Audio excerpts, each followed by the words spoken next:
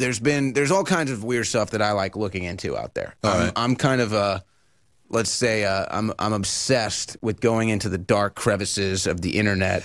There's plenty of those. And the rabbit holes and everything. And I do. And I don't really bring it up too much here, but there's one that's been really interesting to me lately that I've been following for the last couple months. And at first you kind of discount it, and then it just gets weirder and weirder as you follow it. And I told a couple people here I was going to do this today, and some of them were like, oh, cool. Others are already discounting it. And look, I just think it's fun. I think looking at the mysteries of life, I mean, we're all in this together. I look at it fun. So here's what I was asking you. In the break room, I said, do you remember Publishers Clearinghouse? Right. And I said, who was the guy from Publishers Clearinghouse? Who did you say? It's Ed McMahon. And what did Ed McMahon used to do? He used to deliver the money. Right. Now, if I ask, now I guarantee you, probably just about everybody around your age, and this has been done before, they would say the exact same thing. You bet. Exact same thing.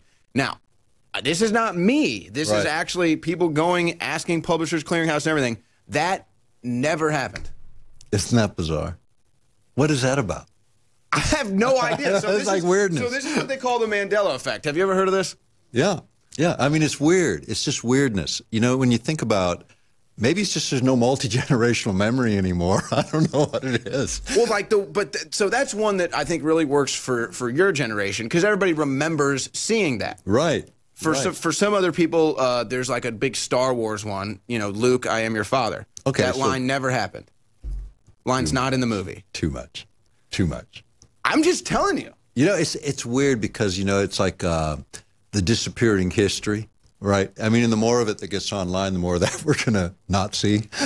Well, that's kind of an interesting parallel to make towards the universe that we're in right now. It's like, yeah, they just erase stuff off the internet, and how do you know? That's right. Now, imagine that's your actual memory. And, you know, we used to think that whatever went on the internet was going to be on there forever. And now we're finding out that it's selectively on there forever. At least with the search engines. Right. Now, what's important about that, really important about that is, see, I appreciate the fact you have paper in front of you, because that isn't going to disappear with a EMP or an attack of our web systems in the U.S. It's going to stick around.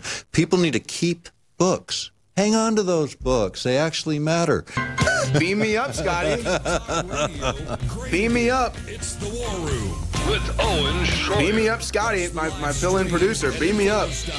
I'm done. I'm leaving this dimension, guys. This is my final broadcast in this dimension. Scotty's beaming me up to the next dimension. I'll come back like Bandersnatch, and I'll fix the movie Star Wars, and he'll say, Luke, I am your father. That's my plan. Well, Owen, I hope you don't beam up, because you're doing a great job here, and I appreciate everything you do at InfoWars, and I'm glad to be sitting next to you today. Well, I appreciate that, and we're glad that you're here with us. We always have fun when you're here. So, as I expected, see, I come up, like, talk radio was kind of like the thing where I really started to focus, kind of spread my wings, and so I kind of like the old school talk radio format, which is just two guys, two girls, whatever, sitting down, just talking. Right. And that's what drives people's interest. And so I knew when we were talking about this in the break, some people out there were talking. Immediately in the break, Scotty, the producer, comes in and he's like, the reason why Ed McMahon is so good, the reason. But, you know, we have ways of making you talk around here. So if you want to make your point, you can put it on that microphone that you have right there, that crew mic. Otherwise, you're going down on record that you actually believe Ed McMahon delivered checks to people's front doors. It never happened. So, see, we have ways of making you talk around here. He's talking now. This is a place where everybody's talking. Beam me up, Scotty. All right. So the reason why they think that he delivered the checks is because he was part of the commercial. He was the one that did he would always hold up the check. You'll find this in your mail, and then this could be you. And then they'd always have the people behind him delivering the check to the people. So, but he never delivered one at the door. Never. Dr. Begich? Boy. You don't believe it? I don't believe it, but You know, I'm not going to argue with your producer, though, see. What? You have to argue with the producer. That's the producer's role. I know, but see, he's going to go dig out the evidence now. He's incentivized.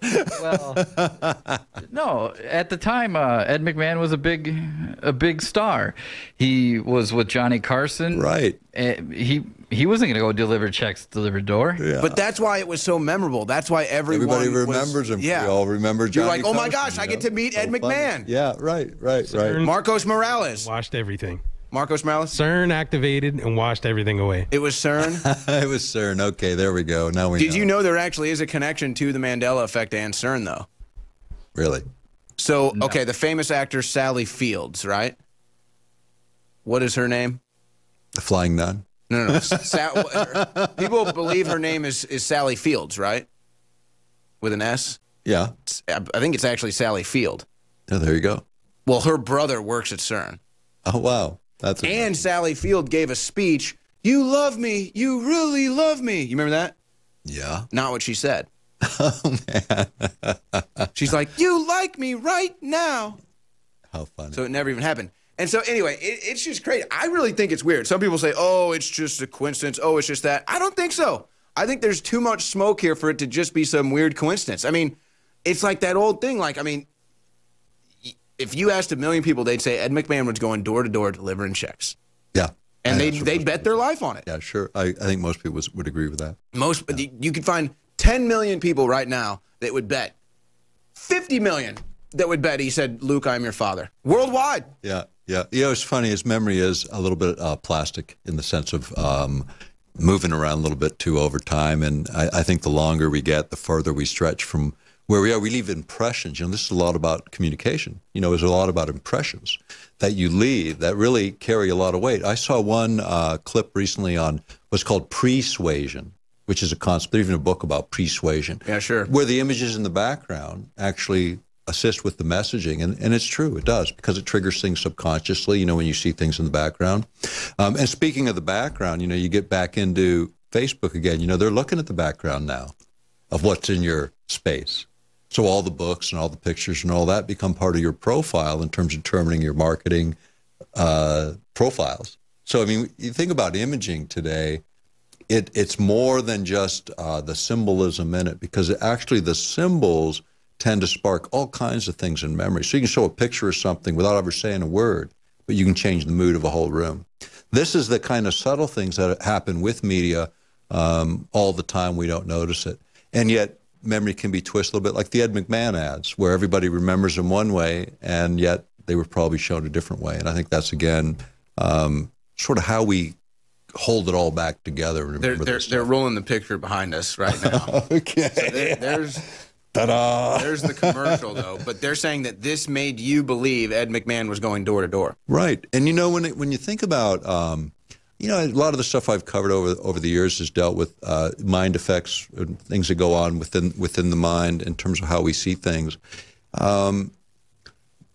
This is pretty important because paying attention is one of the missing links. You know, when you think about how people take in information today, you know, this is a different kind of network. So you have active listeners, people who are thinking, looking things up, seeing things, pursuing things. I always like to say, you are the storm. We got these lead weight shoes on. Yeah, and you are the storm. So you've been here. So you got in Tuesday, was it? Yeah, I got in here actually in Austin Monday afternoon and did an interview with a young man from Dallas, and then started working with you guys on Tuesday. And so I've been here all week. Pretty crazy week. Let's see. We had the Cathedral fire. We had the Mueller report released. I mean, pretty crazy week to be here. What was the highlight, do you think? You know, the Mandela Effect. I knew it. You know, and everyone's starving for it, but there's like this glass enclosure over it, and we just want to get in it. We need to lift the veil, see the truth, as ugly as it might be, so we can begin to fix this country once and for all. Dr. Nick Begich, earthpulse.com is where you can find all of his coverage on the Mandela Effect. I know that's all you're going to do for the rest of your life. Oh, my gosh.